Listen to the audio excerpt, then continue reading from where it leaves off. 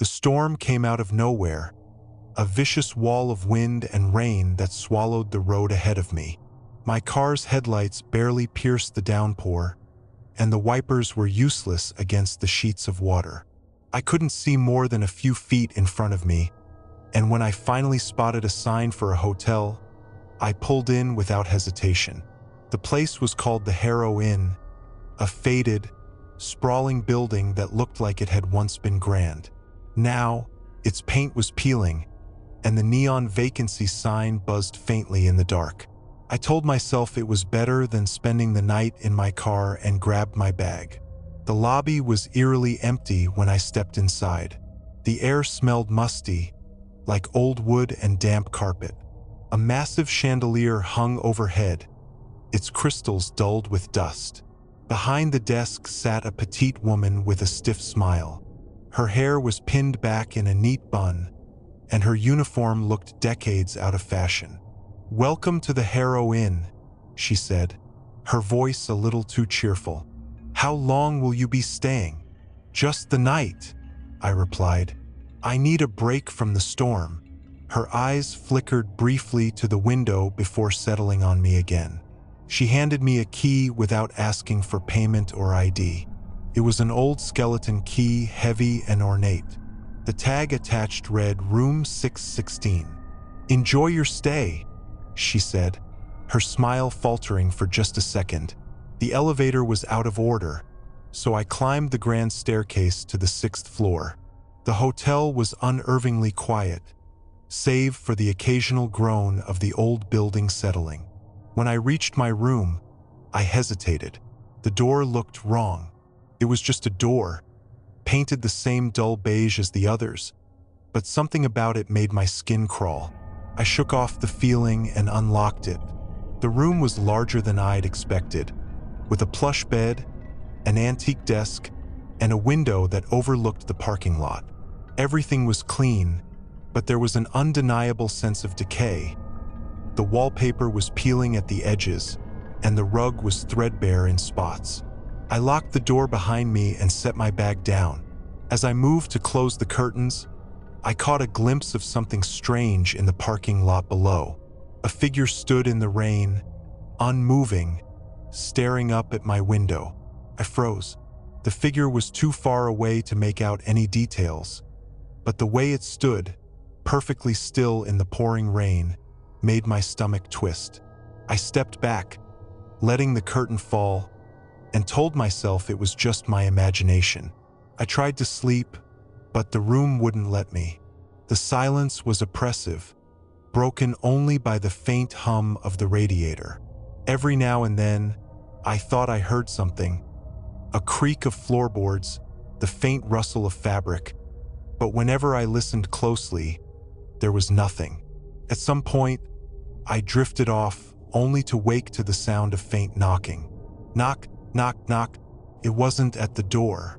It was coming from the wall. I sat up, heart pounding, and stared at the spot where the sound had come from. The knocking stopped, but a moment later it started again, closer this time, as if it was moving through the walls. I scrambled out of bed and turned on every light in the room. That's when I noticed the door to the adjoining room.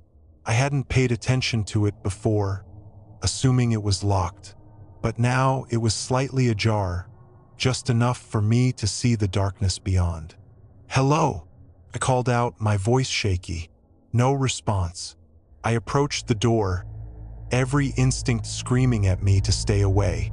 When I reached it, I pushed it open slowly, revealing the adjoining room.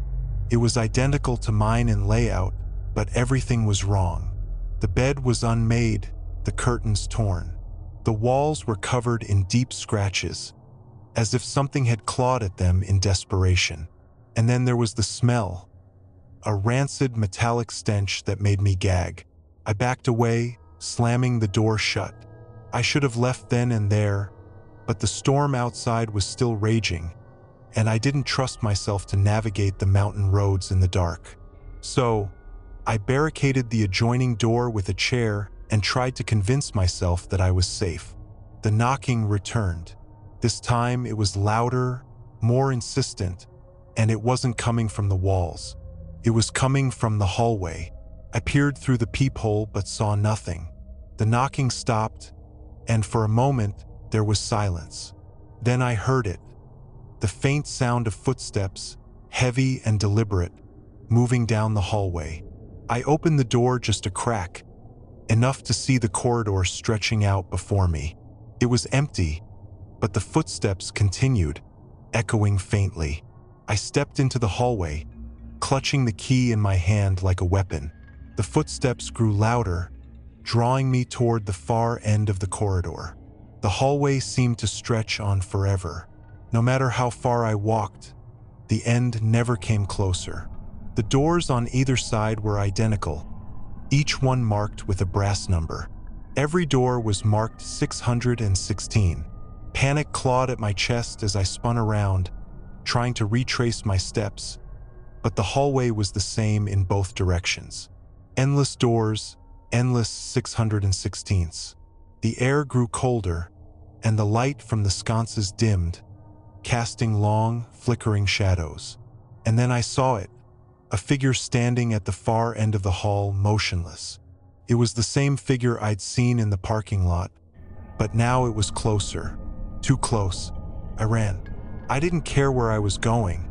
I just needed to get away.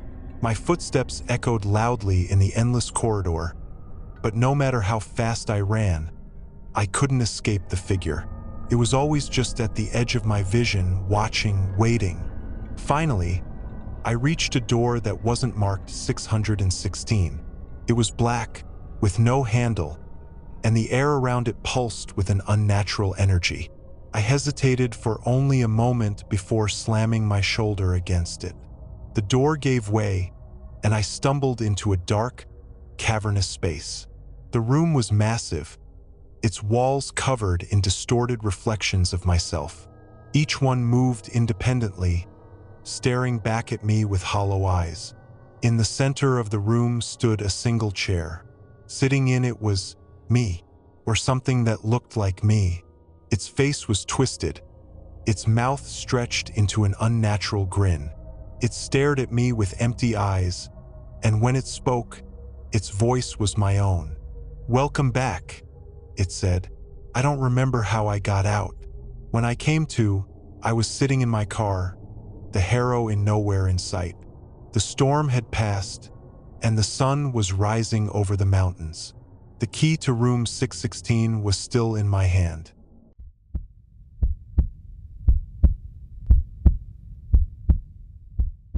I didn't want to stay there.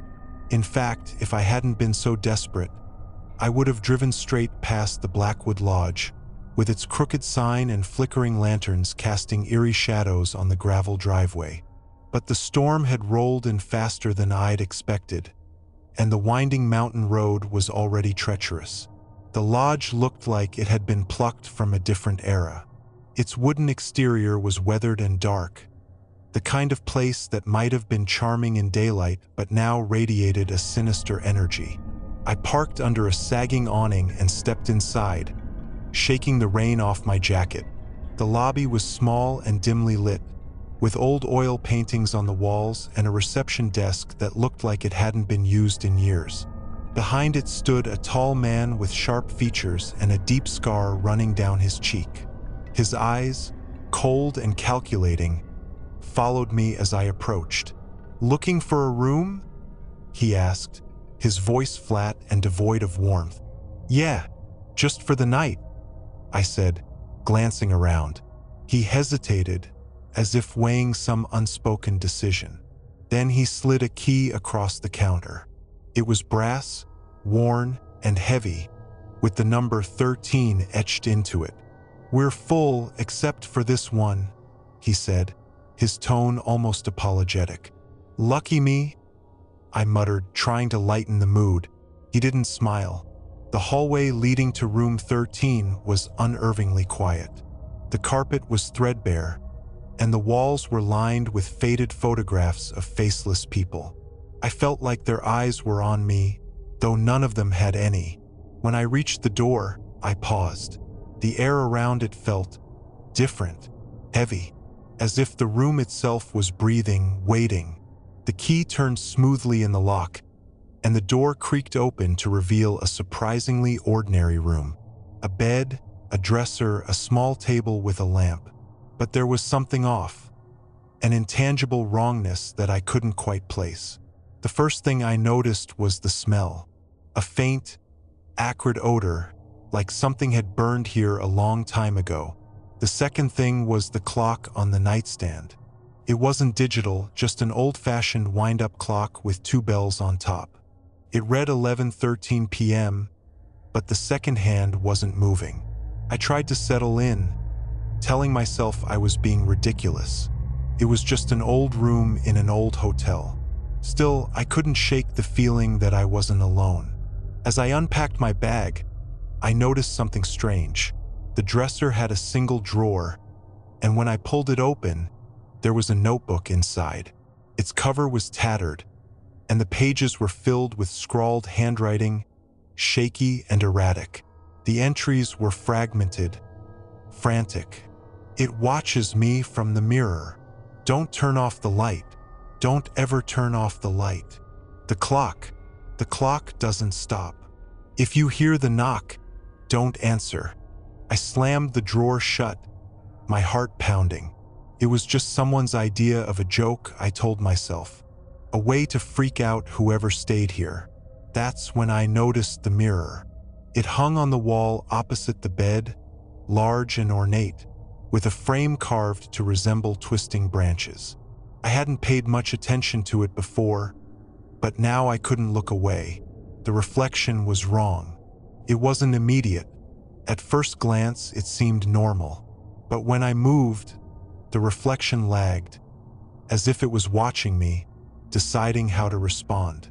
I grabbed a towel and draped it over the mirror. For a while, nothing happened. The room was silent except for the steady drumming of rain on the window. I lay on the bed, trying to convince myself to sleep. Then came the knock. It was faint, almost hesitant, like someone tapping lightly on the door. "Knock, knock, knock. Who is it?" I called out, my voice trembling. No answer.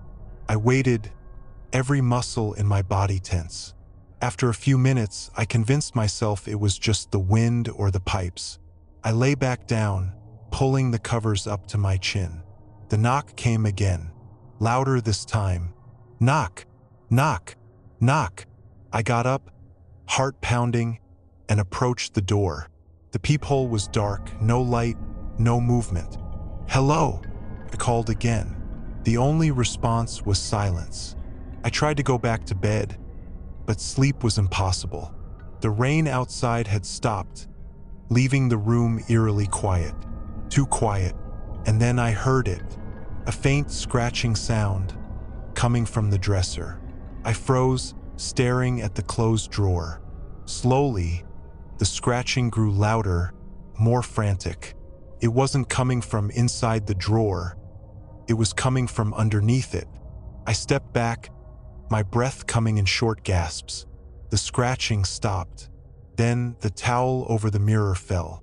The reflection wasn't mine. In the glass, a figure stood where I should have been. Its face was pale and hollow, with empty black sockets where its eyes should have been. Its mouth moved silently, as if trying to speak. Behind it, the door to the room swung open. I spun around.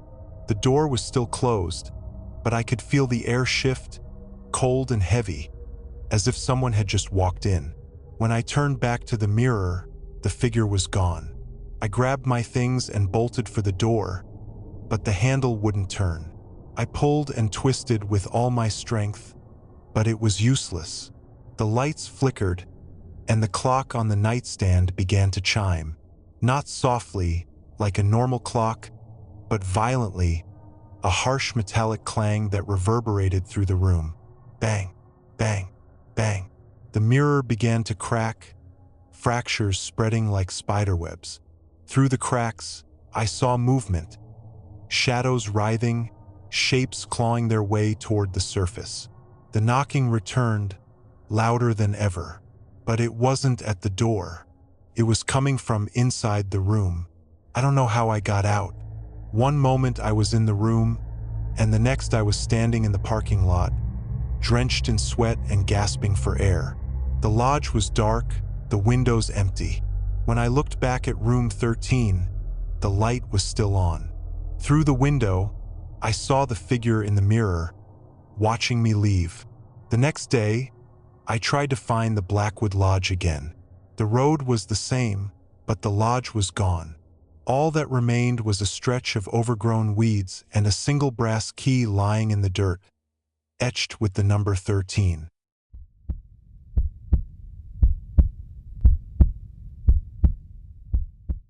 It started as a business trip like any other. I'd booked a room at a hotel called the Meridian, a towering relic from the 1920s nestled in the heart of a decaying downtown district. The website showed glossy pictures of its vintage charm, polished wood paneling, Art Deco chandeliers, and a marble staircase that spiraled up like something out of The Great Gatsby. When I arrived, the reality didn't quite match the photos. The lobby was dimly lit, and though the grandeur was still there, it was dulled by decades of neglect. The receptionist, a gaunt man with sunken eyes and a name tag that simply read Paul, greeted me with a forced smile that didn't reach his eyes. "Welcome to the Meridian," he said in a flat tone. "You're in room 803, top floor." I handed over my credit card, and he slid me an old-fashioned brass key. "The elevator works sometimes," Paul added, almost as an afterthought.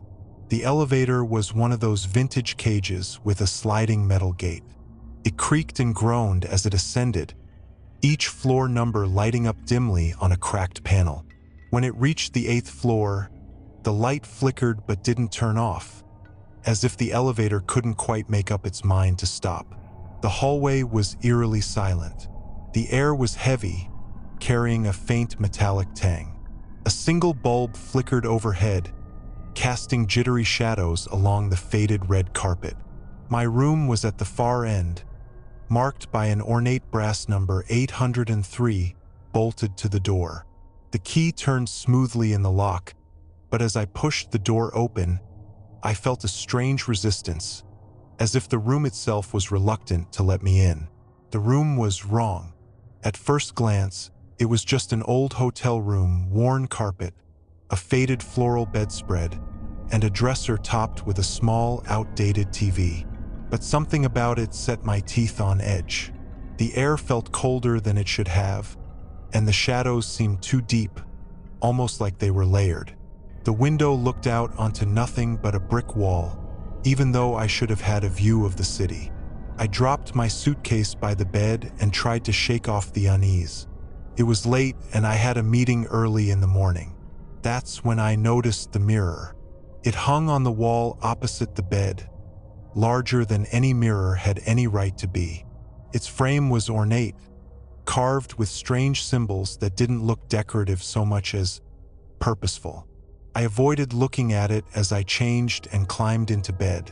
The first night, I dreamed of corridors. Endless hallways stretched out before me, their walls covered in the same peeling wallpaper as the 8th floor. Doors lined the hallways, but none of them had numbers. I walked and walked, my footsteps echoing unnaturally, until I reached a door at the end. The door was ajar, and I could hear faint whispers coming from inside. I pushed it open and saw a figure standing in the center of a room identical to mine. It was me. I woke up drenched in sweat, the taste of metal lingering on my tongue. The room was silent, but the mirror seemed different. The glass shimmered faintly, like water disturbed by a breeze. I turned it to face the wall. The second night, the whispers started. At first, I thought it was someone in the room next door. Muffled voices, too low to make out the words. But when I opened my door to check, the hallway was empty, and the sound stopped. Back in my room, it started again. This time, it was clearer. Multiple voices speaking in an alien cadence, like a chant that didn't belong to this world. It was coming from the mirror. Even though I'd turned it to face the wall, The whispers grew louder, more insistent. Shadows flickered at the edges of my vision, and the air grew heavy, pressing against my chest like a weight. I tried to leave. The door wouldn't budge. By the third night, I was unraveling. I hadn't slept, and the whispers had turned into something worse. When I looked at the mirror because I couldn't stop myself anymore, I saw things that weren't there. Figures moved in the glass, pacing the room like caged animals. They weren't reflections. They were something else, trapped behind the surface. They were watching me. One of them pressed its hand against the glass. Slowly, methodically, it began to push through. Panicked, grabbing the bedside lamp, I swung it at the mirror. The glass shattered, and for a moment, the room was silent. Then the whispers came back, louder than ever. The shards of glass on the floor shimmered, each one reflecting a piece of something that didn't belong. A hand reached out from one of the larger pieces, clawing at the carpet. I stumbled back, tripping over the bed, and slammed my shoulder against the door. This time it opened. The hallway was alive with shadows, writhing and undulating like smoke. I ran for the elevator, but it wasn't there. The shaft gaped open, a black void stretching down into infinity. Behind me, the shadows poured out of my room, spilling into the hallway. I don't remember how I got out. The next thing I knew, I was stumbling into the lobby, gasping for air. Paul was gone, and the front desk was covered in a thick layer of dust, as if no one had been there for years. I fled into the night, not stopping until I reached my car. When I looked back, the Meridian was gone. The space where it had been was an empty lot, overgrown with weeds. I've tried to convince myself it wasn't real, that it was a nightmare or maybe some kind of hallucination brought on by exhaustion. But every now and then, when I catch my reflection in a mirror, I see them, the figures, watching, waiting.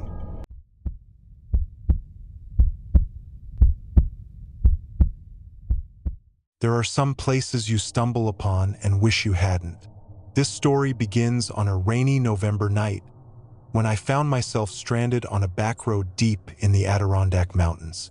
My phone had died hours ago, and my GPS had already given up the ghost, leaving me hopelessly lost. I was running on fumes, both the car and myself, when a flickering neon sign appeared on the horizon, cutting through the sheets of rain. Last Stop Inn. The name sounded ominous, but at that moment, the thought of warmth and a roof over my head outweighed any hesitation. The inn was a squat, two-story building with peeling paint and an air of abandonment. This parking lot was empty except for a single rusted pickup truck. I parked, grabbed my bag, and ran inside, shielding myself from the downpour. The lobby was dimly lit and smelled faintly of damp wood and something acrid, like burned coffee. Behind the desk stood a wiry woman in her 60s. Her eyes were pale and sharp, her gray hair pulled into a tight bun. "Room for the night?" I asked, shivering. She didn't answer immediately, just stared at me with an intensity that made my skin crawl. Finally, she nodded and slid a small leather-bound ledger across the desk. "Sign here," she said in a clipped voice. The pen was ancient, its ink almost dry. As I scribbled my name, I noticed that the page was blank. No other guests had signed in. She handed me a tarnished brass key with the number 7 etched into it. "End of the hall, upstairs," she muttered. The stairway creaked as I climbed, the sound echoing in the empty inn. The hallway on the second floor was eerily silent, the kind of quiet that presses against your ears. Faded floral wallpaper curled at the edges, and the light bulbs flickered faintly, casting long shadows. Room 7 was at the far end. The key turned with a heavy clunk, and the door creaked open to reveal a small, sparsely furnished room. A single bed with a worn quilt sat against one wall, and a cracked mirror hung above a rickety dresser. A musty smell clung to the air, but it was dry and warm. I locked the door behind me and sat on the bed, trying to shake off the unease that had been gnawing at me since I arrived. The first sign that something was wrong came around midnight. I was lying in bed, staring at the ceiling, unable to sleep. Rain hammered against the window, and the wind howled through the trees outside. Then I heard it, a faint scratching sound, like nails dragging across wood. I sat up, heart pounding. The sound was coming from inside the room. Scanning the walls, I saw nothing unusual. But when I looked at the mirror above the dresser, I froze. In the faint glow of the flickering hallway light filtering under the door, I could see something moving in the reflection. A shadowy figure stood in the corner of the room, its outline faint but unmistakable. I whipped around to look at the corner, but it was empty. When I turned back to the mirror, the figure was gone. I didn't sleep after that. I sat on the edge of the bed, clutching the key like it could protect me. Hours passed, and the scratching stopped, replaced by a faint murmuring sound.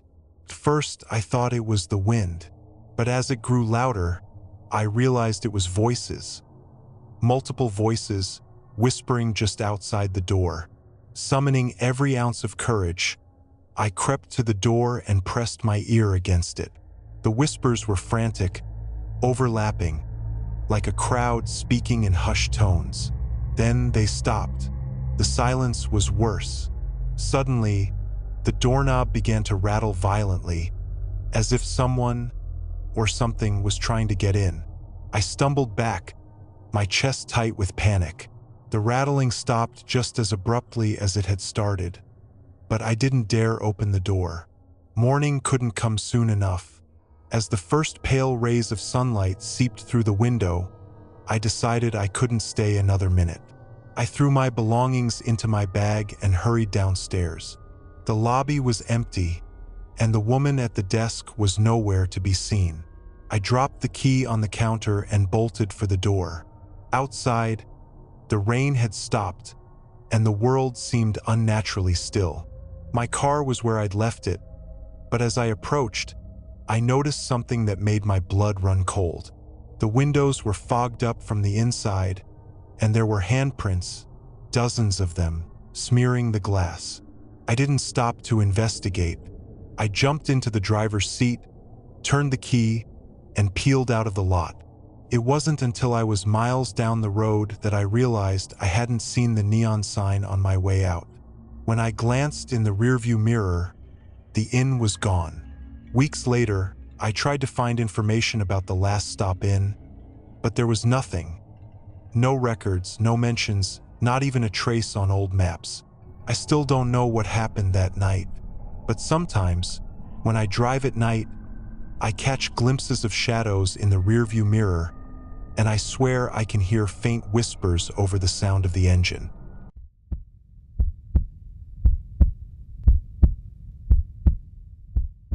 I've always believed that the scariest experiences are the ones you can't explain. The things that make you doubt your reality, your senses, even your sanity. My story takes place 3 years ago, but the memory is still as vivid as if it happened yesterday. I was on a long road trip, driving through the endless stretches of wilderness in Montana.